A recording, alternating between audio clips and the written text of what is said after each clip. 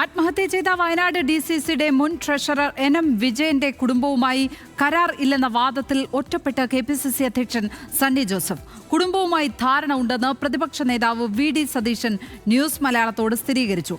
കോൺഗ്രസിലെ ഒരു നേതാക്കളെയും വിശ്വസിക്കാൻ കൊള്ളില്ലെന്ന് ആത്മഹത്യയ്ക്ക് ശ്രമിച്ച പത്മജ ന്യൂസ് മലയാളത്തോട് പറഞ്ഞു.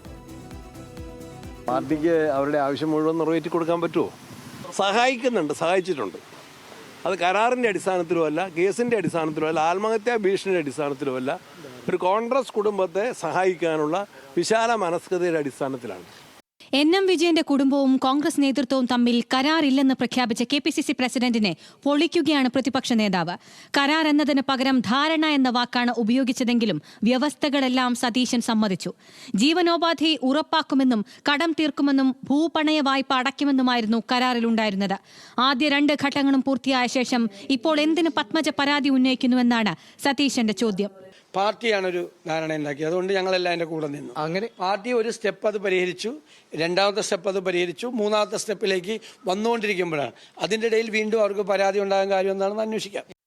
NM വിജയന്റെ മകളും തിരുവഞ്ചൂർ രാധാകൃഷ്ണനും തമ്മിലുള്ള സംഭാഷണത്തിന്റെ ശബ്ദരേഖ ന്യൂസ് മലയാളം പുറത്തുവിട്ടതോടെയാണ് KPCC നേതൃത്വം വെട്ടിലായത്. നിയമനം വാഗ്ദാനം ചെയ്ത ഉദ്യോഗാർത്ഥികളിൽ നിന്ന് കോൺഗ്രസ് നേതാക്കൾ പിരിച്ച ലക്ഷങ്ങൾ തിരികെ കൊടുക്കേണ്ടി വന്നതോടെ NM വിജയൻ കടബാധ്യതയിലായി ജീവനൊടുക്കിയെന്നാണ് കുടുംബത്തിന്റെ പരാതി. ഈ ബാധ്യത പാർട്ടി ഏറ്റെടുക്കുന്നതിനാണ് കരാർ ഒപ്പിട്ടത്. എന്നാൽ കരാർ രേഖ T സിദ്ദിഖ് തന്നെ വാങ്ങിക്കൊണ്ടുപോയി മുക്കിയെന്നാണ് പത്മജയുടെ ആരോപണം. തിരുവഞ്ചൂരുമായുള്ള സംഭാഷണത്തിലൂടെ തെളിയുന്നതും വയനാട് DCC നടത്തിയ ഒളിച്ചുകളിയാണ്. പത്മജ എന്നെ വന്ന് കണ്ടിരുന്നു. അവർ എൻ്റെ അടുത്ത് സംസാരിച്ചു. അവരവരുടേതായ ദുഃഖവും പ്രയാസങ്ങളും ഒക്കെ പറഞ്ഞിട്ടുണ്ട്. പരിഹരിക്കാൻ കഴിയത്തക്ക രൂപത്തിൽ പാർട്ടി ഇന്നും ചില നടപടികൾ എടുത്തിട്ടുണ്ട് എന്നുള്ളതാണ് എൻ്റെ വിശ്വാസം. കോൺഗ്രസിലെ ഒരു നേതാക്കളെയും വിശ്വസിക്കാൻ കൊള്ളില്ലെന്ന് ആത്മഹത്യയ്ക്ക് ശ്രമിച്ച പത്മജ ന്യൂസ് മലയാളത്തോട് പറഞ്ഞു. കരാറിന്റെ കാര്യത്തിൽ KPCC പ്രസിഡന്റിന്റെയും T സിദ്ദിഖിന്റെയും പരസ്പര വിരുദ്ധ പ്രസ്താവനകളിൽ വ്യക്തത വരുത്തണമെന്നും പത്മജ ആവശ്യപ്പെട്ടു. സണ്ണി ജോസഫ് അല്ലേ പറഞ്ഞത് അങ്ങനെ ഒരു കരാറേ ഉണ്ടാക്കിയിട്ടില്ലാന്ന്. അപ്പൊ സിദ്ദീഖ് പറയുന്നുണ്ടല്ലോ കരാർ ഉണ്ടാക്കി. ആദ്യം അവര് തന്നെ അവരുടെ കാര്യത്തിൽ ഒരു വ്യക്തത വരുത്തട്ടെ.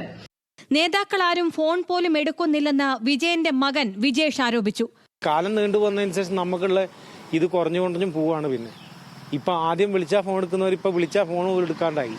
ഇതിനിടെ കോൺഗ്രസ് നേതാവും മുള്ളൻകൊല്ലി പഞ്ചായത്ത് അംഗവുമായ ജോസ് നല്ലേടത്തിന്റെ ആത്മഹത്യയിൽ നിയമ പോരാട്ടത്തിനൊരുങ്ങുകയാണ് കുടുംബം.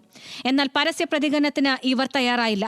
കൂടുതൽ വിവാദമുണ്ടാക്കി മറ്റു കുടുംബങ്ങളെ കൂടി ആത്മഹത്യയിലേക്ക് തള്ളിവിടുന്നില്ല എന്ന് ജോസിന്റെ ബന്ധുക്കൾ പറഞ്ഞു. എന്നാൽ തദ്ദേശ തെരഞ്ഞെടുപ്പിന് മുൻപ് മുള്ളംകൊല്ലിയിൽ നേതൃമാറ്റത്തിന് സാധ്യതയുണ്ട്. പ്രശ്നങ്ങൾ പഠിക്കാൻ KPCC കമ്മിറ്റിയെ നിയോഗിക്കണമെന്ന് വയനാട് DCCയും ആവശ്യപ്പെട്ടു. കോൺഗ്രസ് മരണത്തിന്റെ വ്യാപാരികളാകുന്നുവെന്ന് CPIM വയനാട് ജില്ലാ സെക്രട്ടറി K റഫീഖ ആരോപിച്ചു.